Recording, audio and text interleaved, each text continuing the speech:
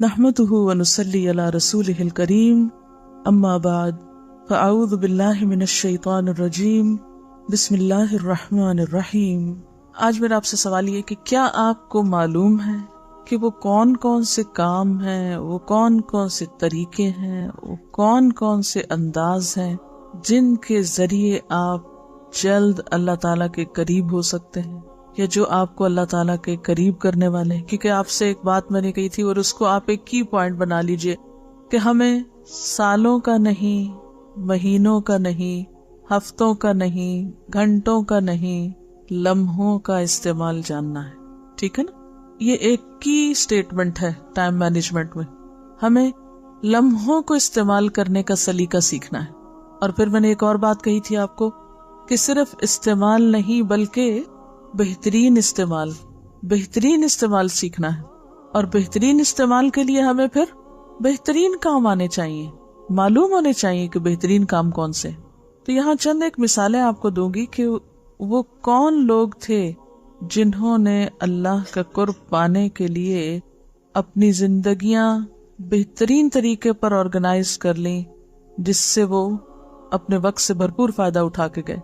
ایک بزرگ کہتے ہیں اگر ایک دن میں اپنے کسی ذکر میں کوئی کمی کر دوں تو پھر ممکن نہیں کہ اگلے دن اس کمی کو پورا کر سکوں، کیونکہ اس دن کا نامہ اعمال اس چیز کے بغیر چلا گیا، خالی۔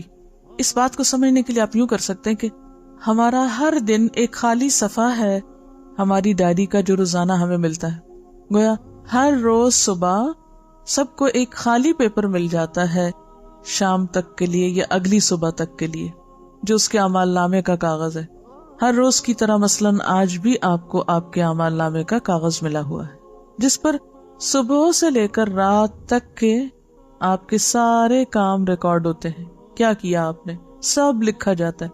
وَكُلُّ كَبِيرٍ وَصَغِيرٍ مُسْتَطَرٍ، ہر چھوٹی بڑی بات لکھی چلی جا رہی ہے، ٹھیک، لمحہ لمحہ اس میں شو ہو رہا ہے کہ آپ نے کہاں گزارا، چاہے مختلف رنگوں سے یا مختلف ڈیزائنوں سے، یا اس صفحے کو آپ اپنا دن سمجھ لیجئے، یا اس سے آپ اپنے آپ کو کمپیئر کر لیجئے۔ یہ صفحہ ہے ایک، اس میں مختلف رنگ لگے ہوئے ہیں، مختلف لکیریں ہیں، مختلف رنگ ہیں، کہیں ایک رنگ ہے، کہیں دوسرا ہے، کہیں تیسرا ہے، کہیں پورا ہے، کہیں آدھا ہے، کہیں کٹا ہوا ہے، کہیں ایک طرف کو جھکا ہوا۔ آپ سمجھیے کہ یہی آپ کے سارے دن کے کام ہیں۔ اس طرح اپنے دن کو آپ شو کر سکتے ہیں، یا آپ مثلاً مختلف جگہوں پر مختلف کلرز کے ساتھ یا مختلف ڈیزائنز کے ساتھ، یا کچھ گیپس چھوڑ کے، کچھ خلا، یعنی مختلف کاموں کو آپ سمبلائز کر سکتے ہیں، مختلف شکلوں یا رنگوں یا ڈیزائنوں بنا سکتے ہیں، ٹھیک ہے۔ وہ ہے آپ کی زندگی کا ایک دن۔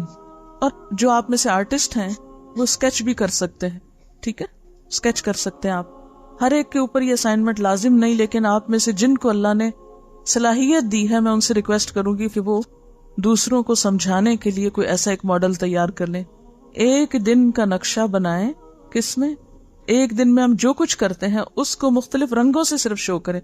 کہیں کالا رنگ لگائیں برے اعمال کے لیے مثلا، کہیں گرین رنگ لگائیں اپنے معمولات کے لیے، کہیں نمازوں کو شو کریں، کہیں عبادت کو شو کریں، کہیں حقوق العباد کو شو کریں، کہیں اپنے پڑھائی کو، اور ہر ایک کے جیسے رولز ہیں اس کے مطابق اس کے جو گولز ہیں، ایک ڈیلی گولز کی جو لسٹ ہے آپ کی، اس کو آپ شو کر سکتے ہیں۔ اب دیکھیے کہ جب تک ہم اپنے اہداف مقرر نہیں کرتے، اپنے گولز متعین نہیں کرتے، اس وقت تک ہمارے اوقات یا ہمارا ٹائم ایٹ رسک ہے، نقصان پر ہے۔ جلد از جلد اپنے فرائض اور اپنی ذمہ داریوں کی لسٹ بنا کر سامنے رکھ لیں کہ مرنے سے پہلے کیا کیا کر لینا چاہیے آپ کو، کون کون سے قرضے چکا دینے چاہیے، کون کون سے حق ادا کر دینے چاہیے، کون کون سے فرائض پورے کر لینے چاہیے۔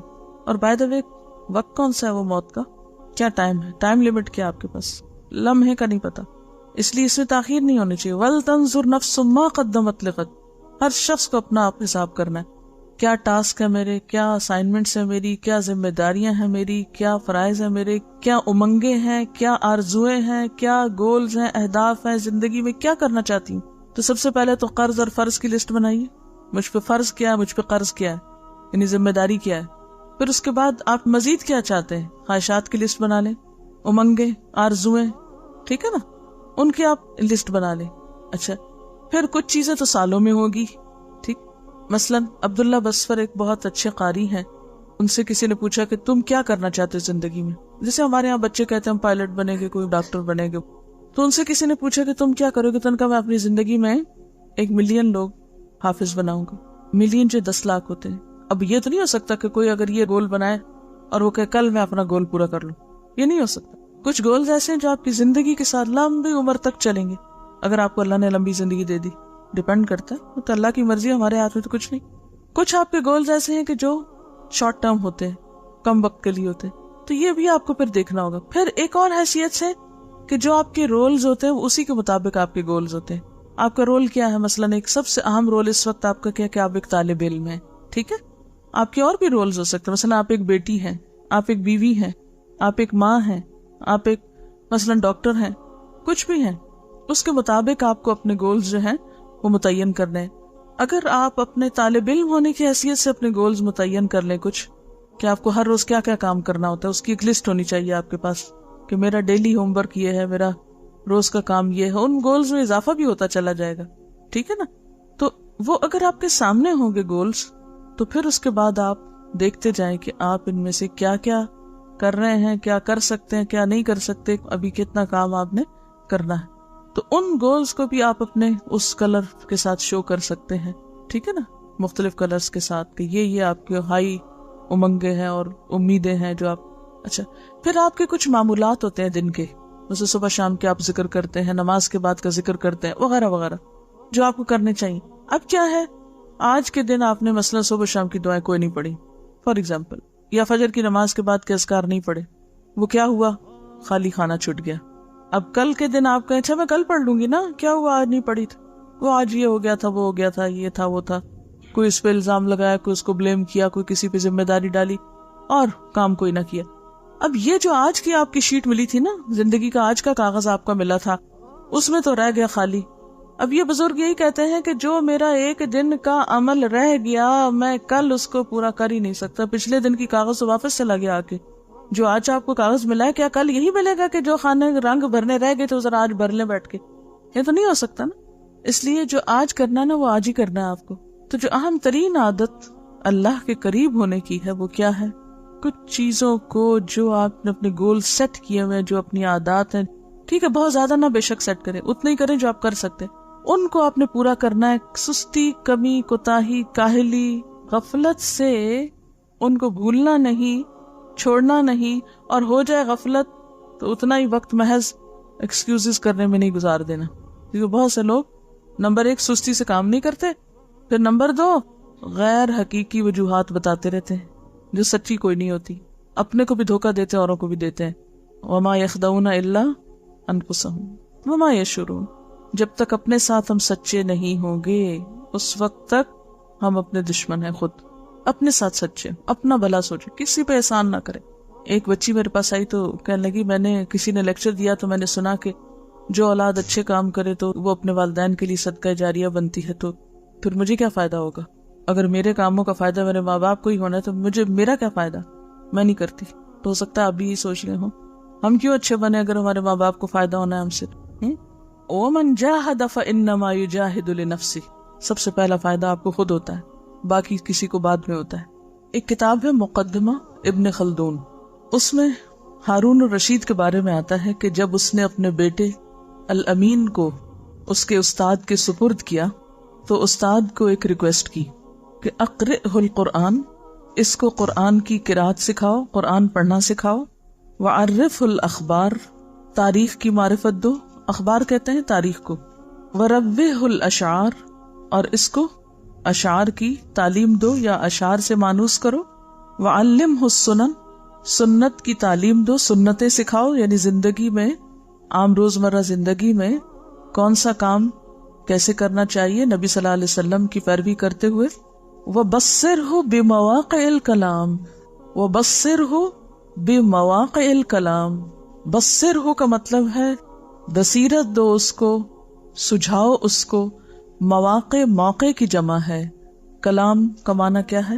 کلام یعنی بات کے جو موقع ہے، موقع محل کی مناسبت سے بات کرنا سجھاؤ یا سکھاؤ کہ کس موقع پر کیا بات کرنی چاہیے۔ اور کس انداز میں کرنی چاہیے کہ یہ بچہ کس وقت میں کیا کہا کرے. وَامْنَعْهُ مِنَ الضِّحْكِ إِلَّا فِي أَوْقَاتِهِ، اور اس کو ہنسنے سے روک کر رکھنا مگر اس کے موقع پر یا موقع کی مناسبت سے یا اس کے اصل وقت میں. إِلَّا فِي أَوْقَاتِهِ، مگر ہنسی کے وقت. کیوں؟ بے موقع کی ہنسی کیا ہوتی؟ بے موقع کون ہنستا ہے؟ مجنون. جو مجنون ہوتے ہیں، پاگل لوگ جنہیں آپ کہتے ہیں، ان بیچاروں کو نہیں پتا ہوتا کہ کہاں ہنسنا ہے کہاں رونا ہے، تو ہر موقع بے موقع وہ ہنس دیتے ہیں. بعض اوقات تو بعض لوگ بھی بالکل مجنونانہ حرکتیں کرتے ہیں، سنجیدہ مجلس میں ہنسنا شروع کر دیتے ہیں، بعض اوقات نماز پڑھتے ہوئے ہنسنے لگتے ہیں. عموماً آپ نے بچوں کو دیکھا ہوگا کہ نماز میں کھڑے ہوتے ہیں اور ساتھ ہی ہنسنا شروع کر دیتے. ایک ہنستا اور سارے بچے اگر کٹھے نماز پڑھے سب ہنسنا شروع کر دیتے. اب ان کو آپ کیا کہہ کے معاف کر دیتے ہیں؟ بچے ہیں. لیکن بڑوں کو تو نہیں معاف کیا جا سکتا نا. اور اگر کوئی ایسی حرکتیں کرتا ہے تو اس کا مطلب ہے کہ اس کے اندر ادب نہیں، اخلاق نہیں، تمیز نہیں، اس کی تربیت ہی نہیں ہوئی. ٹھیک ہے، یعنی ہنسنا منع نہیں ہے، لیکن اس وقت ہنسنا جب ہنسنے کا موقع نہ ہو، یا بے موقع ہنسنا وہ درست نہیں ہے. اسی طرح بے موقع کی بات حماقت ہے. مثلا موضوع کوئی چل رہا ہے، بات کوئی ہو رہی ہے، اور ایک شخص اٹھ کے بالکل irrelevant بات کرتا ہے، غیر موضوع، غیر مناسب، غیر متعلق، جس کو آپ کہیں گے، کیا کہیں گے آپ اس کو؟ کہ اس کے دماغ درست ہے، بات کس کی ہو رہی ہے اور یہ اس میں کیا کہہ رہا ہے؟ ایسا شخص کون ہوتا ہے؟ غیر حاضر دماغ. ناسمجھی کی علامتیں ہیں نا یہ. تو یہ سمجھداری پیدا کرنی ہوتی ہے، یہ تربیت سے آتی ہے، اور اس کے لیے یا تو ماں باپ تربیت کرتے ہیں یا پھر استادوں کا فرض ہے کہ وہ تربیت کریں اپنے طالب علموں کی، اپنے شاگردوں کی. لیکن والدین کو تو وقت ہی نہیں ہے. جن کے پاس کھانے کو نہیں، ان کے پاس یہ عذر ہے کہ ہم کیا کریں، بچوں کے لیے اگر کمائے نہیں تو ان کو بھوکا مارے. جن کے پاس زیادہ ہے وہ زیادہ کی وجہ سے اتنے مشغول ہیں کہ ان کو اپنے انٹرٹینمنٹ اور اپنے مصروفیات سے وقت نہیں، لہذا نسلوں پہ نسلیں بگاڑ کا شکار ہیں. اور پھر اسکولوں کا مقصد تعلیم دینا تو رہ گیا ہے، تربیت شاید ان کی ذمہ داری میں سے نہیں. تو ایسے میں قرآن پڑھنے پڑھانے والے اگر اس گیپ کو فل کریں اور اس فریضے کو ادا کریں تو تبھی اسلام کا کوئی عملی نمونہ سامنے آئے گا. ورنہ اگر ہم بھی بے سوچی سمجھی باتیں اور بغیر موقع کے کام کرتے رہے تو ہماری زندگی بھی ضائع ہونے کا امکان ہے. ٹھیک ہے، وقت کے صحیح استعمال میں ایک تو یہی اہم ترین بات ہے کہ جس کام کے لیے جو وقت مقرر کیا گیا ہو اس کام کو اس وقت کے اندر کرنا. اور اس کی تربیت اور ٹریننگ ہمیں اللہ سبحانہ وتعالی نے دی ہے نمازوں کے ذریعے. اور ہمارے سہل پسند نفسوں پر سب سے بھاری کیا ہے؟ نماز. اور نماز نہ پڑھنے والے، خیر ان کے لیے تو پھر اوقات کی پابندی کوئی اہمیت ہی نہیں رکھتی. لیکن عموماً یہ دیکھا گیا ہے کہ جو نماز پڑھنے والے بھی ہیں وہ بھی ایک بہت بڑی مشکل کا شکار ہیں. اور وہ کیا ہے؟ افضل وقت یا وقت کے اندر نماز پڑھنا. عموماً اس کا اہتمام نہیں ہوتا. اور یہ کس کی صفت بتائی گئی؟ سستی کے مارے نماز پڑھنا اور نماز میں اللہ کو یاد نہ کرنا، ادھر ادھر کی باتیں سوچتے رہنا. منافقین کی، ان المنافقین یخادعون اللہ وہو خادعہم، بے شک منافق اللہ کو دھوکہ دیتے ہیں. یہ جو ٹال مٹول والی عادت ہے نا، یہ بھی ایک طرح سے چیٹنگ ہی ہے. وہو خادعہم، اور وہ ان کو دھوکہ دینے والا ہے. وَإِذَا قَامُوا إِلَى الصَّلَاةِ قَامُوا كُسَالَىٰ، اور جب وہ نماز کے لیے کھڑے ہوتے ہیں تو سستی کے مارے کھڑے ہوتے ہیں. یراؤن الناس، لوگوں کو دکھاوا کرتے ہیں. کام کرنے کا مقصد کچھ اور ہوتا ہے، دکھاتے کچھ اور ہے. وَلَا يَذْكُرُونَ اللَّهَ إِلَّا قَلِيلًا، اور اللہ کو بہت تھوڑا یاد کرتے ہیں. اس کا کیا تعلق ہے؟ نماز میں سستی سے کھڑے ہوتے ہیں، یعنی اللہ کو بہت کم یاد کرنے کا کیا تعلق ہے نماز میں سستی کرنے کے ساتھ؟ بات یہ ہے کہ جب وہ آتے ہی سستی کے ساتھ ہیں، پڑھتے ہی لیٹ ہیں، تو پھر اللہ کو کہاں یاد رکھیں گے؟ اس میں نماز میں اللہ تعالیٰ کو انسان اسی وقت یاد رکھ سکتا ہے جب انسان ٹائم پر نماز پڑھے، وقت لے کر پڑھے. اگر وقت ہی نہیں ہے نماز پڑھنے کا یا بہت تھوڑا وقت رہ گیا ہے تو بھلا آپ کس طرح اللہ کو یاد کر سکتے ہیں اس میں؟ پھر تو آپ کا دھیان کس کی طرف ہوگا کہ بہت تھوڑا وقت ہے، جلدی سے نماز پڑھ لوں. اسی کی تفسیر آپ صلی اللہ علیہ وسلم نے کی تھی نا کہ تلک صلاۃ المنافق، تلک صلاۃ المنافق، تلک صلاۃ المنافق. یہ منافق کی نماز ہے، یہ منافق کی نماز ہے، یہ منافق کی نماز ہے. 3 دفعہ یہ فرمایا تو پوچھا گیا کہ کون سی نماز منافق کی ہے؟ فرمایا کہ وہ شخص جو سورج کے پیلا پڑنے کا انتظار کرتا رہتا ہے. اچھا ابھی تو وقت ہے، ابھی کافی ٹائم ہے، پڑھ لیتا ہوں نا. حتیٰ کہ جب غروب ہونے کے قریب ہوتا ہے وہ تو نماز کے لیے اٹھتا ہے اور 2-4 ٹھونگے مار لیتا ہے، جس طرح مرغا زمین سے دانہ چننے کے لیے ٹھونگے مارتا ہے، اور اس میں وہ اللہ کو کچھ بھی یاد نہیں کرتا. جلدی کی نماز میں پھر اللہ تعالیٰ کی یاد تو نہیں ہوتی. اور جلدی کے 2 ہی سبب ہو سکتے ہیں، جلدی نماز پڑھنے کے 2 ہی سبب ہو سکتے ہیں. ایک تو یہ کہ سستی، اور دوسرے دیر سے پڑھنا. یعنی نماز میں دل ہی نہ ہونا سستی ہے، نماز کو ایک بوجھ سمجھنا. تو جب نماز کے لیے کھڑے ہوئے تو بس جلدی سے بوجھ اتار کے پھینکا. اور دوسرے تاخیر ہو گئی تو اب جلدی پڑھنی پڑے گی.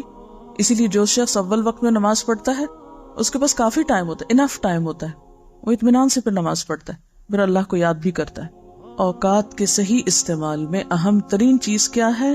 جس کام کا جو وقت ہے اس کو اس وقت کے اندر کیا جائے، اور اس کی تربیت نماز سے شروع کی جائے. آپ سب اگر یہ چاہتے ہیں نا کہ آپ کا وقت صحیح استعمال ہو تو اس کا آغاز کیجئے نماز کو صحیح وقت پر پڑھنے سے، صحیح وقت پر پڑھنے سے. یہ الگ بات ہے کہ طویل نماز پڑھیں تو پھر آخری وقت میں آپ جا پہنچے. جیسے نبی صلی اللہ علیہ وسلم فجر کی نماز اندھیرے میں شروع کرتے تھے اور اتنی لمبی پڑھتے تھے کہ روشنی ہو جاتی تھی، وہ تو ایک الگ بات ہے. اسی طرح اگر آپ ظہر کی نماز پڑھے بغیر یہاں سے چل پڑتے ہیں، مثلاً گھر جاتے ہیں، بالکل تھوڑا سا وقت بچتا ہے، مجھے بتائیے کہ آپ میں سے کتنے لوگ اطمینان سے نماز پڑھ سکتے ہیں؟ نہیں پڑھ سکتے. تو ایٹ لیسٹ آپ فرض تو سکون کے ساتھ پڑھ کے نکلا کریں، سنت گھر جا کے پڑھ لیں، کہ فرض تو پڑھ کے جائیں. اگر فرض نماز بھی، کیونکہ قیامت کے دن سب سے پہلے کس چیز کا حساب ہوگا؟ نماز کا حساب ہوگا.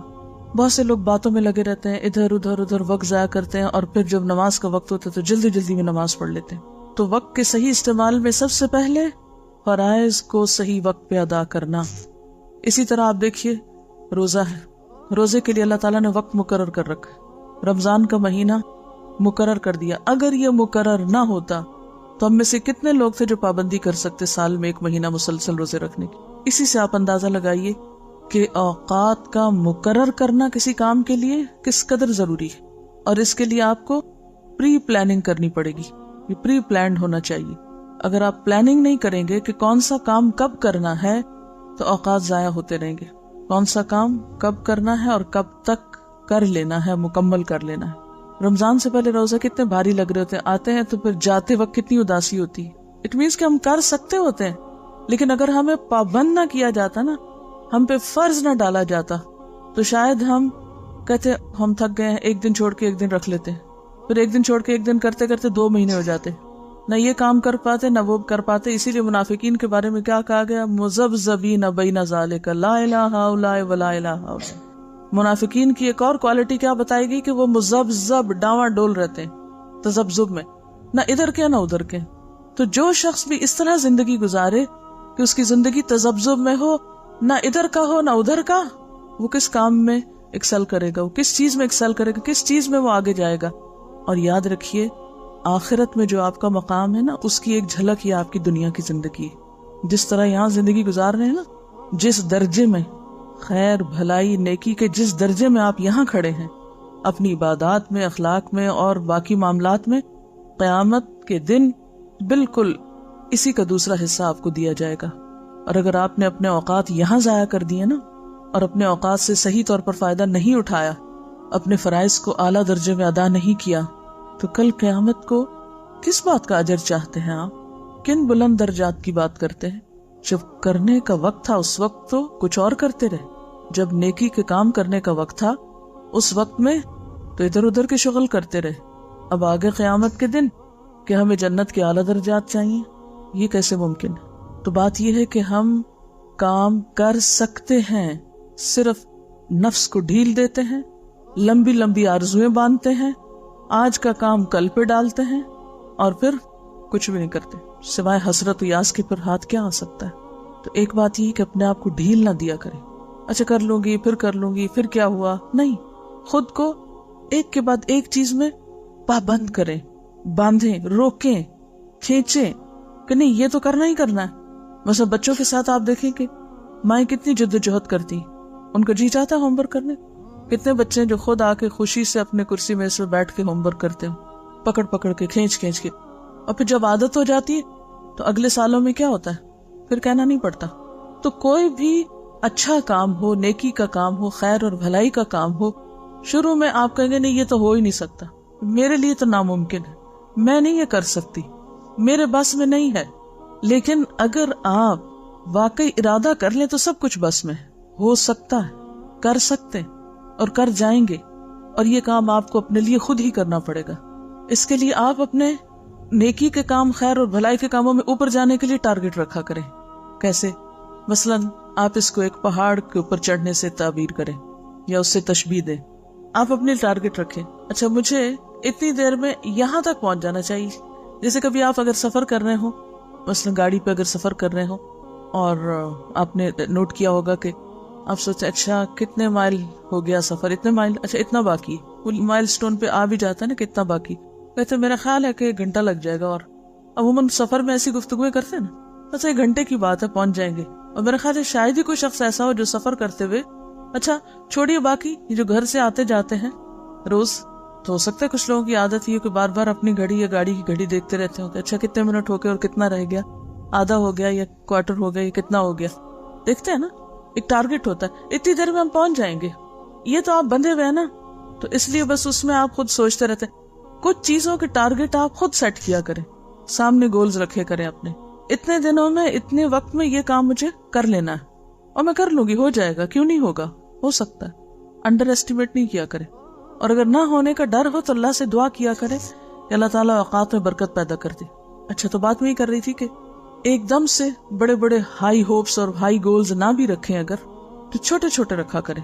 جب ایک تک پہنچ جائیں تو اس سے کیا ہوگا، ایک سینس آف اچیومنٹ ہوگی نا، کانفیڈنس ڈیولپ ہوگا، پھر اس کے بعد ایک اگلا اور رکھ لیں، پھر اگلا، پھر اگلا، اگلا کرتے کرتے آپ وہاں تک پہنچ جائیں گے۔ اگر آج آپ دنیا میں جنت الفردوس کو اپنا گول بناتے ہیں، جیسا کہ بنانے کو کہا گیا ہے، آپ صلی اللہ علیہ وسلم نے فرمایا کہ جب تم اللہ سے مانگو تو کیا مانگو، جنت الفردوس مانگو، کیونکہ وہ جنت کا اعلیٰ ترین حصہ ہے۔ اچھا ہم کبھی کسی کو کہیں یا کوئی ہم سے کہے تو ہم کیا کہتے ہیں، میں تو اس قابل ہوئی نہیں کہ وہاں پہنچ جاؤں، اس لیے کچھ کرنے کی ضرورت ہی کیا، میرے تو بس میں نہیں، پہلے سے ہی سوچ لیتے ہیں یہ نہیں ہو سکتا، یہ بس خیال ہے۔ تو جو شخص اپنے کاموں کی ابتدائی مایوسی سے کرتا ہے، اس سے پھر کس چیز کی توقع رکھی جا سکتی؟ صحابہ کرام اس سے برعکس سوچتے تھے، وہ جنت کو پانے کی سچی طلب اور تڑپ رکھتے تھے، اور واقعی وہ سمجھتے تھے کہ ایسا ہو سکتا ہے، اور اس کے لیے وہ ہر چیز چھوڑنے کو تیار ہو جاتے تھے، جان ہو، مال ہو، کچھ بھی چھوڑنے کو۔ اب دیکھیں نا، جو پہاڑ کی چوٹی پہ چڑھنا چاہتا ہے وہ زمین چھوڑے گا نا، جہاں کھڑا وہ چھوڑے گا نا، وہ چھوڑ کے اوپر پہنچے گا نا، تو کچھ پانے کے لیے کچھ دینا تو پڑتا ہے۔ پھر آپ یہ دیکھیں کہ ملے گا کیا اور چھوڑ کیا رہے ہیں، کس کی قیمت زیادہ ہے؟ جس کی زیادہ ہے اس کو لے لیں، اور جس کی تھوڑی ہے اس کو چھوڑ دیں، اس کی قربانی کر لیں۔ اچھا اس کو ایک اور چھوٹی سی مثال سے سمجھیں۔ مثلاً عبداللہ بن عبد الملک کہتے ہیں کہ ہم اپنے والد کے ساتھ جب سفر کر رہے ہوتے تھے تو ہمارے والد ہم سے کہتے، سبحوا حتی تأتوا تلک الشجرہ، اچھا تم سب بچوں تسبیح کرو جب تک وہ درخت آ جائے۔ یعنی سفر کر رہے ہیں، پہلے تو وہ اونٹوں اور گھوڑوں وغیرہ پہ سفر ہوتا تھا، تو صحراؤں میں دور دور درخت نظر آتے تھے، وہ گھنے درخت بہت زیادہ تو نہیں تھے عرب کے ملک میں، ایک جگہ سے چل وہ دور ایک درخت نظر آ رہا ہے، تو بچوں کو کام لگا دیتے، جب تک وہ درخت آتا ہے تم تسبیح کرنا شروع کر دو۔ وہ کہتے ہم کرتے جاتے، فنسبح حتی نأتیہا، کہتے جب ہم اس پہ پہنچ جاتے تو اگلا کوئی درخت دکھا دیتے۔ اچھا کبروا حتی تأتوا تلک الشجرہ، اللہ اکبر پڑھتے رہو جب تک وہ درخت آ جائے۔ اچھا وہ ہم پڑھتے رہتے، اور پھر جب اس پہ پہنچتے تو کچھ اور ٹارگٹ دے دیتے، اس پہ پہنچتے کچھ اور دے دیتے، اور اس طرح سفر بھی ختم ہو جاتا، دلچسپ ہو جاتا، اور اس کے ساتھ ساتھ نیکیاں بھی ملتی، وہ وقت کا کتنا بہترین استعمال ہوتا۔ اچھا یہاں ان کی ایک حکمت ہے نا، کہ اگر بچوں کو کہتے دیکھو آدھا گھنٹہ تو تم تسبیح کرو، اور آدھا گھنٹہ تکبیر پڑھو، اور آدھا گھنٹہ فلاں کرو، اور آدھا گھنٹہ وہ، تھوڑی دیر میں بچے بھول جاتے۔ اب جب وہ نصب العین سامنے آ گیا کہ وہاں تک پہنچتے ہوئے یہ کام کرنا ہے، تو ایک پلاننگ ہے نا۔ اچھا مثلاً ہم نے آپ کے ساتھ ایک پلاننگ کی ہوئی ہے، اس کے لیے کیا ہے، وہ لیسنز کو ڈے وائز الگ الگ کیا ہوا کہ اس دن اتنا ہو جانا چاہیے۔ اب بعض اوقات کیا ہوتا ہے، وہ سسٹم خراب ہو سکتا ہے اور آپ کا ٹارگٹ جو ہے وہ پورا نہیں ہو سکتا، تو اب یہ تو نہیں ہم کر سکتے کہ اس کو چھوڑ دیں کہ آج کا ٹارگٹ نہیں پورا تو چھوڑ دیتے ہیں، نہیں، اس کو اگلے دن زیادہ کام کر کے پورا کر لیں، اور جو ایک ڈیڈ لائن ہے وہاں تک اس کو مکمل کریں. باقی بہت سی بیچ میں ایسی چیزیں آ جاتی ہیں جو مرضی کے خلاف ہوتی ہیں. انسان کو مشین نہیں، مشین بھی ہو تو مشینیں بھی خراب ہوتی ہیں، ٹھیک ہے نا، مشینیں بھی خراب ہو جاتی ہیں. انسان کے ساتھ بیماری بھی ہے، مسائل بھی ہیں، بہت سی چیزیں لگی ہوئی ہیں، لیکن ان میں سے کسی بھی چیز کو اپنے راستے میں رکاوٹ نہیں بننے دینا چاہیے کہ اچھا اب یہ ہو گیا تو اب سب بیٹھ جاؤ، سب کام چھوڑ. ہم تو انتظار میں رہتے ہیں کہ کوئی ایسی ایمرجنسی ہو، خدا نخواستہ کوئی چیز ہو تو ہم ذرا آرام کر لیں، خوش ہو جائیں کہ شکر ہے کام نہیں کرنا پڑا. نہیں، اپنے ٹارگٹ مقرر کریں اور چھوٹے چھوٹے رکھتے جائیں.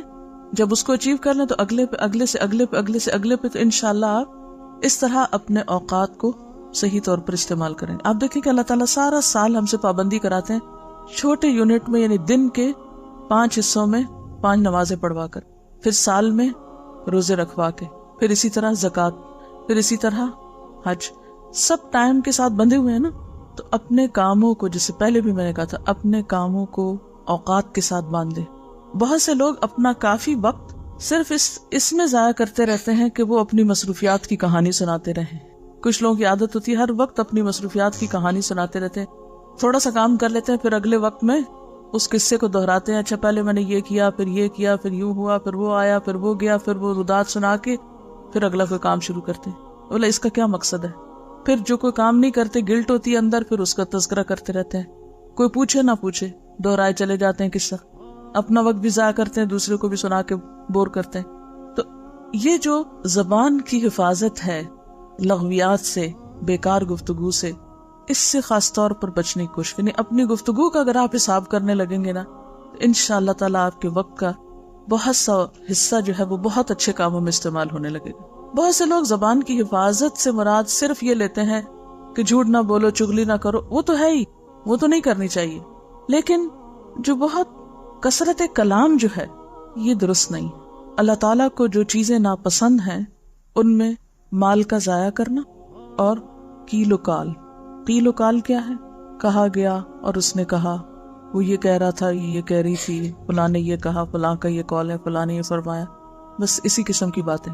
تو اگر آپ اپنی گفتگو کا حساب انشاءاللہ رکھیں گے کہ زائد ضرورت نہ بولیں، اور اس کے لیے بھی ٹارگٹ رکھیں.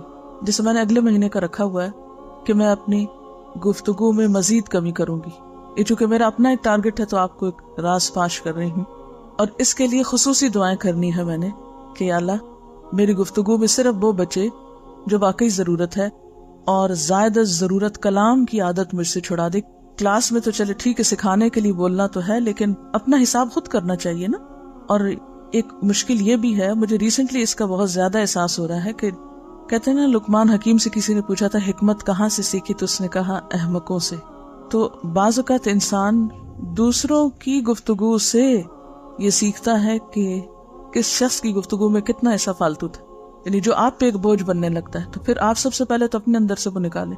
تو اس میں یہ ہے کہ جب دوسرے لوگ ایسی گفتگو کرتے ہیں جو آپ پہ بھاری ہوتی ہے، تو پھر سب سے پہلے آپ اس گفتگو کو اپنی کلام سے نکال دیں. ایک اور بات یہ ہے کہ جو انسان کی عمر زیادہ ہوتی جاتی ہے، تو آپ نے نوٹ کیا ہوگا کہ اس میں بھی شاید معلومات زیادہ جمع ہو جاتی ہیں اندر، یا معلوم نہیں کیا مشکل ہوتی ہے، تو گفتگو طوالت پکڑنے لگتی، یا پھر اپنے اوپر کنٹرول کم ہو جاتا ہے انسانوں کا. یہ بھی ایک وجہ ہوتی ہے. اس بات سے بہت ڈر لگتا ہے مجھے کہ انسان کا سیلف کنٹرول کم ہو جائے. سارے قوا کمزور ہو جاتے ہیں نا، حافظہ کمزور ہو جاتا ہے. اب جب حافظہ کمزور ہے، ابھی یاد ہی نہیں رہا کیا کہا، پھر وہی بات کر دی، پھر وہی کر دی، وقت تو ضائع ہوا نا. تو کتنی ضروری ہے یہ بات کہ ہم ان تمام خرافات سے بچنے کے لیے اپنا حساب بھی کرتے رہیں، اور خاص طور پر اللہ تعالیٰ سے دعا کریں فالتو بیکار چیزیں زندگی سے نکلے. ترقی یافتہ ممالک میں جو کام کے اوقات ہوتے ہیں اس میں لوگ بالکل نہیں بولتے، یعنی کام کے وقت میں نہیں بولتے. مثلاً ایک کتاب میں نے ایک واقعہ پڑھا تھا کہ ہندوستان کے کچھ لوگوں کا ایک ٹرپ جاپان گیا، تو وہاں انہیں ایک فیکٹری دکھائی گئی، اس میں لوگ کام کر رہے تھے. تو حسب عادت جو ڈیلیگیشن تھا اس نے کام کرنے والوں سے گفتگو شروع کر دی، اچھا یہ آپ کیسے بنا رہے ہیں، یہ کیا ہے، وہ کیا ہے. حالانکہ ان علاقوں میں انتظام ہوتا ہے کہ آپ فیکٹری دیکھیں خاموشی کے ساتھ، اور جو کچھ وہاں ہو رہا ہے اس سب کو ایک سکرین پر الگ سے ایکسپلین کیا جاتا ہے. وہ ہر ایک سے جا کے آن دا اسپاٹ نہیں آپ پوچھ سکتے.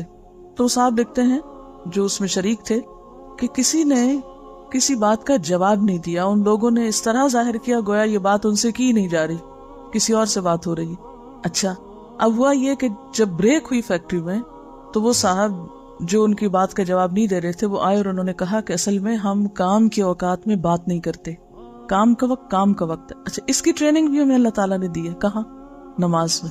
اگر آپ نماز پہ غور کریں تو نماز اگر ہماری درست ہو جائے اور نماز کا ہم صحیح فائدہ اٹھائیں تو ہماری ساری زندگی درست ہو سکتی, سارے عمل درست ہو سکتے ہیں. اچھا ہم لوگ اگر اپنے کام کے اوقات میں بولنا چھوڑ دیں ایٹ لیسٹ, تو آپ دیکھیں گے کہ کام بھی جلدی ختم ہو جائیں گے. ہمارے کام لمبے کیوں چلتے ہیں؟ کام ختم ہو کے کیوں نہیں دیتے؟ ہم کھانا پکا رہے ہیں یا کھانا کھا رہے ہیں یا کوئی بھی کام کر رہے ہیں تو آپ نے دیکھا ہوگا کہ وہ کام آدھے گھنٹے کا کام تھا, وہ گھنٹے سے بھی آگے نکل گئے, ہم ٹارگٹ میٹ ہی نہیں کر سکے, وہ ٹائم ٹیبل سارا ہی ڈسٹرب ہو گیا. کئی لوگ ٹائم ٹیبل بناتے ہیں اور پھر خود بھی اس کی پیروی نہیں کرتے, اس کو فالو نہیں کرتے. اب کیا ہوتا ہے کہ وہ کچھ بھی نہیں کر پاتے زندگی میں.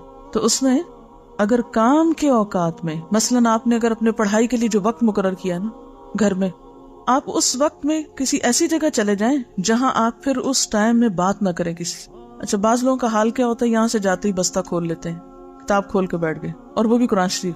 اچھا پڑھ رہے ہیں, ساتھ اس کو کوئی انسٹرکشن دے رہے ہیں, پھر پڑھ رہے ہیں, اس کے ساتھ بات کر رہے ہیں, پھر پڑھ رہے ہیں, پھر 4-5 گھنٹے وہ بھی ساتھ ہے وہ بھی ساتھ.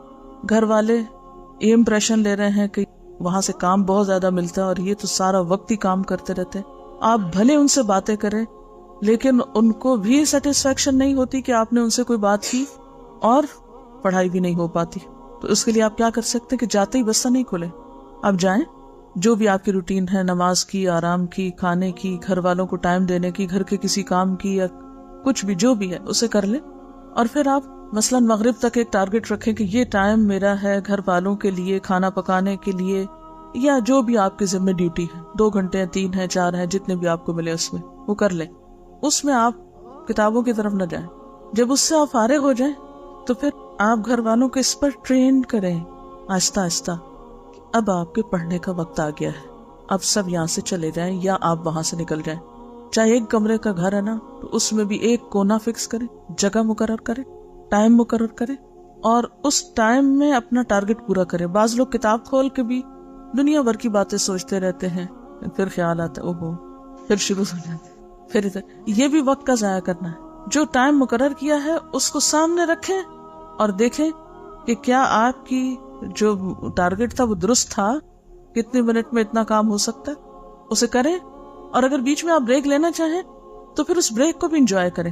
اب دیکھیں کہ ترقی یافتہ ممالک میں کیا ہوتا ہے, کام کے اوقات مقرر ہوتے ہیں. مثلاً 8 بجے اگر دفتر کا ٹائم ہے تو 8 بجے ہی شروع ہوتا ہے, اور پھر 10 بجے اگر بریک ہے تو 10 منٹ کی, تو وہ 10 منٹ کی بریک میں کوئی کام نہیں کرتا. ہم لوگوں کا حال کیا ہے, جو بریک کا ٹائم ہوتا ہے اس میں ہم کام کرتے ہیں, جو کام کا وقت ہوتا ہے اس میں ہم بریک لیتے ہیں.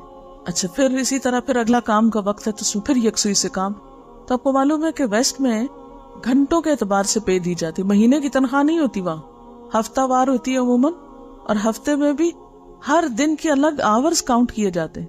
عموماً فیکٹریز میں وہاں کیا بنا ہوا ہے, کارڈ ہوتا ہے, یعنی جب ایک شخص کام کے لیے انٹر ہوتا ہے تو وہ ایک مشین سے کارڈ گزارتا ہے, وہ ٹائم نوٹ ہو جاتا ہے, اتنے بجے آئے تھے اس تاریخ کو. جب نکلتے ہیں تو تب بھی, تو جب سیلری لینی ہوتی تو اس کارڈ سے اس کا وہ ڈاٹا جمع ہو جاتا ہے کہ اس شخص نے اتنے گھنٹے کام کیے, اتنے گھنٹے. مثلاً اگر ایک شخص ہر روز صرف 5 منٹ لیٹ آتا ہے, صرف 5 منٹ, تو 5 دنوں میں, اگر وہاں عموماً 2 دن چھٹی ہوتی ہے, تو 5 دنوں میں وہ کتنے منٹ لیٹ آیا, 25 منٹ. اب وہ 25 منٹ کی سیلری کاٹ لیں گے, اور کاٹ لی جاتی ہے وہاں, کیونکہ 25 منٹ ایک اچھا خاصا وقت ہے. ہمارے ہاں 5 منٹ تو کیا, گھنٹوں کے حساب سے لوگ لیٹ پہنچتے ہیں کام پر, اور ندامت بھی نہیں ہوتی ان کو کہ انہوں نے کوئی نقصان کیا ہے اپنا بھی اور جہاں وہ کام کر رہے ہیں ان کا بھی. اور اس میں دنیا میں باقاعدہ مقابلے ہیں, اور ہر سال یہ دیکھا جاتا ہے کہ اس سال کس ملک میں ورکنگ آور کتنے تھے, ایک ایوریج شخص نے کتنے گھنٹے روز کام کیا, کیونکہ وہاں بیکاری کا تو سوال پیدا نہیں ہوتا الا یہ کہ کوئی بیمار ہو. اب مثال کے طور پر یہ ایک اسٹیٹسٹکس ہے میرے سامنے, 1970 میں امریکہ میں ایوریج ہفتہ وار کام 39.8 گھنٹے تھا, 1975 میں 39.5 تھا, 1980 میں, یعنی ہر 5 سال کا یہ انہوں نے جائزہ لیا, 0.7 था। ये 0.7, 0.5, 0.8 का क्या मतलब है कि ये भी गिना गया। जापान में 43.3 70 में, 38.8 75 में, और फिर 41.2 80 में।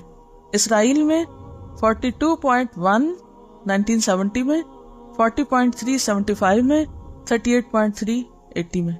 कि ये कौम ने जो काम किया है इतने घंटे रोज। और इसमें फिर मुकाबला है कि नंबर 1 इस अरसे में कौन था, नंबर 2 कौन था, नंबर 3 कौन था। कोई मुसलमान मुल्क इस लिस्ट में शामिल नहीं है। ये बता रही है कि ढारकी में एशिया का सबसे बड़ा एग्रोकेमिकल का प्लांट है और उसमें तोसी हुई। तो चाइना से खवातीन वर्कर्स आई तो लोगों ने कहा कि ये औरतें क्या काम करेंगी, ये तो आपस में बहुत बातें करेंगी। लेकिन उन्होंने इतनी औकात की पाबंदी और मेहनत के साथ अपने काम को किया कि वक्त से पहले अपना टारगेट मुकम्मल कर लिया, यानी वक्त से पहले अपना गोल अचीव कर लिया। और वक्त से पहले जो प्लांट था उसकी जो तोसी का काम था वो मुकम्मल हो गया। और काम के औकात में बिल्कुल बात नहीं करती थी। एक ब्रेक में वो वॉलीबॉल खेलती, छुट्टी के वक्त स्विमिंग करती, और बहुत एक्टिवली सब काम हो रहा था। हमारे यहाँ न काम के वक्त में काम की आदत है, ना ही काम का एहतराम है। हाँ, तमन्नाएं बहुत बड़ी हैं।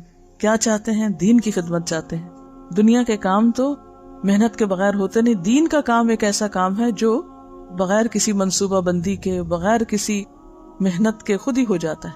हमारे यहाँ तो जुमे की छुट्टी भी नहीं है, उसमें भी काम है। क्या सिखाया गया है कि इज़ा क़ुदियतिस सलातु फंतशिरू, जब नमाज हो जाए तो फंतशिरू फिल अर्द फब्तगू मिन रिज़्क़िल्लाह, काम करो, रिस्क तलाश करो। तो हमें, अगर हम वाकई चाहते हैं कि अपने औकात को सही इस्तेमाल करें, तो नंबर 1 प्लानिंग बेहद जरूरी है। और उसके लिए गोल्स, और गोल्स भी हर शख्स के मुख्तलिफ होंगे। हर शख्स के गोल्स उसके रोल्स के मुताबिक होंगे। जो जो आपके रोल्स हैं, कुछ रोल्स तो आपके मैंडेटरी हैं जिनको आप तब्दील नहीं कर सकते। मसलन एक माँ है, गोल तब्दील नहीं कर सकती। इसी तरह मसलन आप तालिब इल्म हैं तो आपका ये रोल तब्दील हो जाएगा कुछ अरसे के बाद। तो अब आप अपनी जिंदगी में ये देखिए कि आपके ऊपर क्या क्या जिम्मेदारियां हैं, आपकी इस वक्त की मौजूदा हैसियतें क्या हैं। मसलन आप एक बीवी हैं, मसलन आप एक बेटी हैं, मसलन आप एक तालिब इल्म हैं, मसलन बहन हैं। अपने मुख्तलिफ रोल्स को देख लीजिए, इम्पोर्टेंट है। अब मसलन अगर आप एक बीवी हैं तो जाहिर है आपके शौहर के हुकूक हैं आप पर। इल्म का हासिल करना आपके शौहर के हुकूक की कीमत पे नहीं हो सकता। इसी तरह अगर आप एक बेटी हैं तो वालिदैन की मदद करना या उनका साथ देना आपकी जिम्मेदारियों में से। तो पहला काम तो ये कीजिए कि एक एक जो आपका रोल है उसके मुताबिक आपका गोल क्या है, आपकी जिम्मेदारियां क्या हैं। फिर अगली बात यह है कि कौन सा काम आपने कब करना है, कौन सा काम कब करना है आपको। अब बाज लोग एक भूत सर पे सवार रखते हैं, और हमारे बच्चे हैं ना, क्या करें, कोई वक्त नहीं मिलता, सारा दिन बच्चों को रोना रोते रहेंगे, क्या करें, शौहर ही नहीं मानते, उनकी बड़ी जिम्मेदारी मुझ, सारा दिन शौहर की बात, बहाना एक बना लिया। तो ये जो बहाने बनाने की आदत है जिंदगी से निकाल दीजिए। अगर आप जिस वक्त में जो करना चाहिए इसके पाबंद हो जाएं तो शिकायत भी नहीं रहेगी, फिर शौहर को शिकायत नहीं होगी, फिर बच्चों को शिकायत नहीं होगी, फिर आपकी टीचर को आपसे शिकायत नहीं होगी, क्योंकि आपने अपने पढ़ने के वक्त में क्या किया, पढ़ा और पढ़ कर आए। अच्छा, क्लास में आपकी जिम्मेदारी क्या है, तवज्जो से सुनना, लिखना, और जो कहा गया, इंस्ट्रक्शंस दी गई उनको फॉलो करना। अगर आप इस वक्त में कुछ और कर रहे हो तो क्या होगा, उस्ताद को शिकायत होगी और ये वक्त का ज़िया भी होगा। आप फिर यहाँ बैठे किस लिए, आप कुछ और करें जाके। अहमद बिन अता से पूछा गया कि तलबुल इल्मी फरीज़तुन अला कुल्ली मुस्लिम का माना क्या है, किस चीज का इल्म हासिल करना फर्ज है, कौन सा इल्म हासिल करना फरीजा के दर्जे में है। ठीक है ना, उलूम तो बहुत से है ना, लेकिन हर इल्म का सीखना तो फर्ज नहीं है ना। तो उन्होंने कहा इल्मुल हाल व इल्मुल वक्त व इल्मुस सिर फमन जहला वक्तहु व मा अलैहि फक़द जहलल इल्म अल्लज़ी उमिर बिही।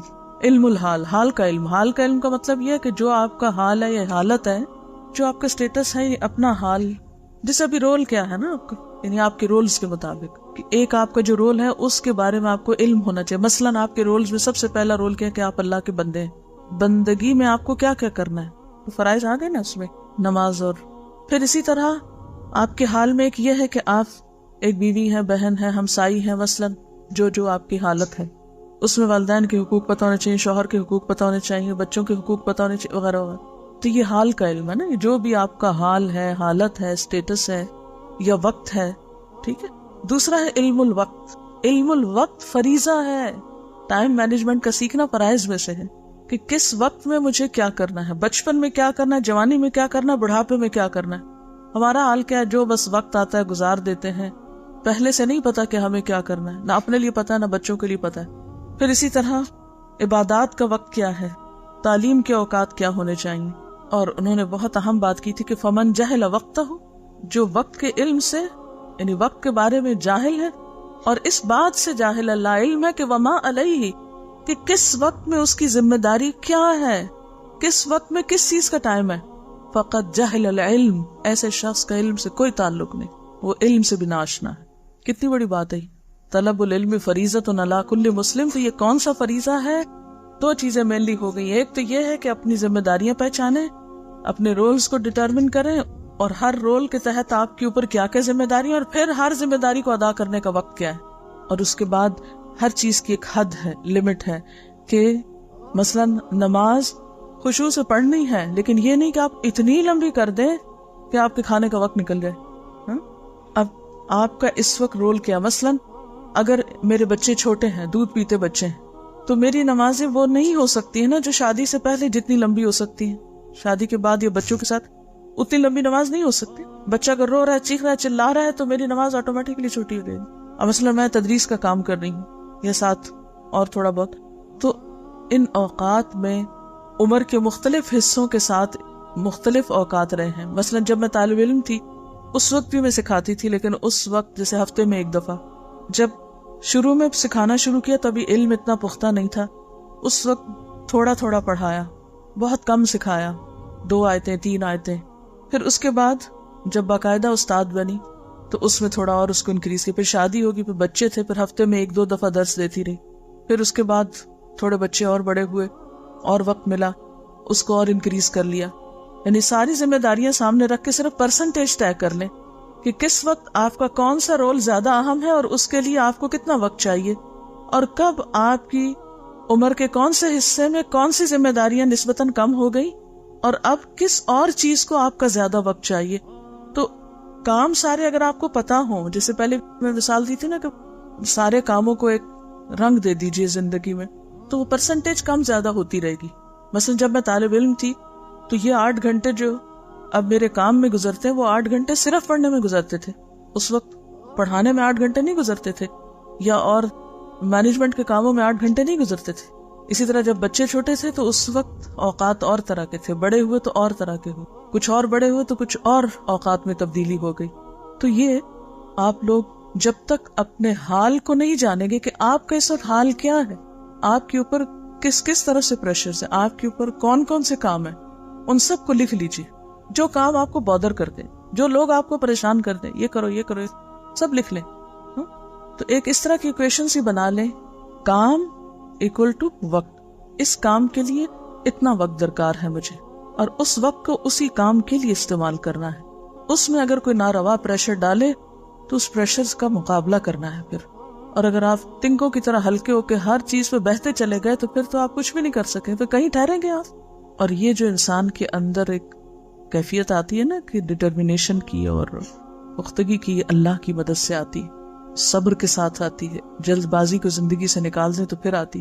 چھوٹی چھوٹی باتوں پہ پریشان ہو جانا، چھوٹی چھوٹی باتوں پہ بڑے بڑے فیصلے کر لینا، چھوٹی چھوٹی باتوں پہ، جیسے کل بھی شاید بات کی تھی جذباتیت کی، تو آپ کو جذباتیت زندگی سے نکالنی ہوگی. لوگوں کی باتوں کی پرواہ چھوڑ دیں، کیونکہ جب ہم لوگوں کی باتوں کی پرواہ کرنے لگتے ہیں تو ہم چاہتے ہیں ایک دن میں لوگ پلٹ جائیں. نہیں پلٹ سکتے، چھوڑ دیں، آپ ان کو پلٹ جائیں گے جب انہوں نے پلٹنا ہوگا. میرے ساتھ ریسنٹلی 1-2 واقعات ہوئے. کچھ عرصہ پہلے بہت شدت سے میری مخالفت ہو رہی تھی، بہت زیادہ. اب بھی خیر کم نہیں یا ختم نہیں ہوئی، لیکن بہت زیادہ شدید قسم کی. وہ وقت تھا کہ جس میں اگر میں اس رو میں بہہ جاتی تو شاید میں کام نہ کر پاتی. لیکن میں نے ان سب چیزوں کو ایک طرف رکھا کہ ان کا میری زندگی سے کوئی تعلق نہیں. اگر لوگوں کو میرے بارے میں غلط فہمی ہے یا مس انڈرسٹینڈنگ ہے اور میں اپنی جگہ سچی ہوں، تو ایک وقت آئے گا کہ لوگوں کو خود ہی سمجھ آ جائے گی. اور اگر میں اس میں اپنا کام چھوڑ کے اور لوگوں کی باتوں کا جواب دینے بیٹھ جاؤں گی تو جو کر رہی ہوں اس میں رکاوٹ آ جائے گی. اور یہ سب تو شیطان کا شر ہے ہی، اس لیے کہ میں جو کر رہی ہوں وہ چھوڑ دوں. تو مجھے وہ نہیں چھوڑنا جو میں کر رہی ہوں. اب کل رات ہی کسی بزرگ کا فون تھا, انہوں نے بہت دفعہ ہمارے آفس میں کال کر کے تو نمبر لیا میرا پرسنل کہ آپ ان سے ضروری بات کرنی ہے. اور بات کیا تھی, ایک طرح سے روندھی ہوئی آواز میں معافی مانگ رہے تھے کہ بیٹی مجھے آپ کے بارے میں پتا نہیں تھا کہ آپ کیا کر رہی ہیں, آپ کون ہیں. لا علمی میں نے آپ کے خلاف بہت باتیں کی ہیں اور بہت برا بھلا کہا ہے آپ کو. اب میں آپ کی کیسٹ سن رہا ہوں, مجھے پتا چلا ہے کہ آپ کیا ہیں اور کیا کر رہی ہیں, تو میں آپ سے بہت معافی چاہتا ہوں. اب وہ عمر میں بھی بڑے اور بزرگ بھی, تو مجھے نعوذ باللہ ایک لمحے کے لیے بھی خیال نہیں آیا کہ اچھا, بلکہ الٹا ان کے لیے دل سے دعا ہی نکلی کہ اللہ تعالیٰ نے اتنی سمجھ دی ہے کہ اپنے سے چھوٹے کسی انسان سے وہ اس طرح کی معذرت کر لے. ہم میں سے کتنے لوگ ہیں یہ جو یہ کر سکتے ہیں کہ کسی کے ساتھ برا کیا اور پھر جا کے کہیں آپ مجھے معاف کر دیں, میں نے آپ کے ساتھ یہ کیا ہے. ہمارے اندر وہ ظرف ہی نہیں ہے. تو اس وقت میں اللہ کا ہی شکر ادا کر رہی تھی اور میں سوچ رہی تھی کہ یہ ایک سائن ہے, سمبل ہے. اگر آپ ایک چیز کو حق اور سچ سمجھ کر اس پہ جمے ہو تو مخالفت تو ضرور ہوگی, اور اگر ہوگی تو پھر اللہ ٹیسٹ کرے گا, امتحان لے گا کہ تم پھر بھی جمے رہتے ہو یا پھر ہل جاتے ہو یا چھوڑ دیتے ہو اپنا کام. تو جو آندھی طوفان کے وقت کام چھوڑ کے بیٹھ جائے پھر کیسے آگے چل سکتا ہے؟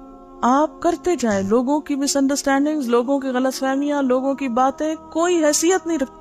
آپ مجھے بتائیے قیامت کے دن لوگوں کی باتیں ہم کو بچائیں گی؟ لوگوں کی باتیں ہمارے پلے میں اگر وہ غلط ہی کر رہے ہیں اور برائی کر رہے ہیں تو وہ بھی ہمارے حسنات میں پڑیں گی. قیامت کے دن ہماری نیکیوں میں اضافہ ہو جائے گا, اور ہم اپنی طرف سے برا نہیں کر رہے اور ہم کسی کو برا بھلا نہیں کہہ رہے. اس کے باوجود لوگ بغیر جانے ایک بات سنی سنائی پہ چل رہے ہیں تو چلتے جائیں, کیا فرق پڑتا ہے؟ ہم لوگوں کے تو کچھ کر نہیں رہے. تو آپ جب تک اپنے آپ کو اللہ کے لیے خالص نہیں کریں گے نا تو نیکی کے کام میں ٹھہر نہیں سکتے, کیونکہ آپ کر لوگوں کے لیے رہے ہیں. جس دن لوگوں کی تعریف نہیں ملی تو آپ لازماً بیٹھ جائیں گے. جو لوگ صرف تعریفوں کے بلبوتے پہ کام کرتے ہیں وہ زیادہ دیر نہیں چل سکتے. اللہ تعالیٰ کو سب سے زیادہ جو دعا پسند ہے وہ عافیت کی دعا ہے کہ اللہ میں آزمائشوں سے بچا کے رکھ. لیکن پھر یہ اللہ ہی اس راز کو جانتا ہے کہ کس کو کہاں کس چیز میں آزمانا ہے. اور یہ یاد رکھیے کہ کسی کی آزمائش چھوٹی ہوتی, کسی کی بڑی ہوتی, لیکن ہوتی ہر ایک کی. ایک تو یہ بات زندگی میں یاد رکھیں, اگر ہم سمجھتے کہ دین کے راستے میں ہمیں کوئی رکاوٹ نہیں, گھر والوں کو سب تعاون حاصل, ہو سکتا ہے صحت کے کسی مسئلے میں آزمائے جا رہے ہیں, ہو سکتا ہے کوئی مال میں آزمایا جا رہا, ہو سکتا ہے کوئی اولاد میں آزمایا جا رہا, ہو سکتا ہے کوئی شوہر کی طرف سے آزمایا, ہو سکتا ہے کوئی بیکار کی کسی اور چیز میں. تو ایک یاد رکھیے, یہ دنیا تو ہے ہی امتحان, اس میں امتحان تو ہونے ہیں, اس کے بغیر نہیں آپ زندگی گزار سکتے. لیکن امتحان کے وقت کون سا رویہ درست ہے یہ جاننا بھی بے حد آپ کو ضروری. تو یہ علم الحال ہے کہ کس وقت میں کیا ایکشن لینا ہے, کس کام کو کس طریقے پہ کرنا ہے, کس چیز کے لیے کیا وقت مقرر ہے, اور جب تک یہ آپ نہیں کریں گے اس وقت تک بات نہیں بنے گی. کیونکہ جو چیزیں اللہ نے فرائض کے درجے میں رکھ دی ہے نا, مثلا نماز فرض ہے, اب آپ 100 بہانے بھی کریں تو کیا کوئی ایک بھی قبول ہے اس میں سے؟ تب بھی قبول نہیں. نماز نماز ہے جو وقت کی پابندی کے, ان صلاۃ کانت علی المؤمنین کتابا موقوتا, وقت کی پابندی کے ساتھ فرض ہے, کوئی بہانہ نہیں چلے گا. اسی طرح ماں باپ کے ساتھ احسان کا رویہ فرض ہے, کوئی بہانہ نہیں چلے گا. اسی طرح کچھ اور کام ہے جیسے طلب العلم فریضۃ, علم حاصل کرنا فرض ہے, کوئی بہانہ نہیں چلے گا. تو ہمیں بہانے بنانے سے نکل آنا ہے, بہانے چھوڑنے. جو کرنا ہے چاہے کڑوا ہے چاہے میٹھا ہے اسے کر کے چھوڑنا ہے, اپنے آپ سے کروانا ہے. اور بعض اوقات ایسا ہوتا ہے کہ جیسے آپ خود نہیں کر پا رہے تو وتواصوا بالحق وتواصوا بالصبر کر لیں, کسی کو تھام کے اٹھ جائیں, چلیے وقت ختم ہو گیا. اور وقت کا موضوع تو ختم نہیں ہو سکتا, لیکن آن دا ہول جو اہم ترین حصہ تھا اس میں وہ ہو گیا.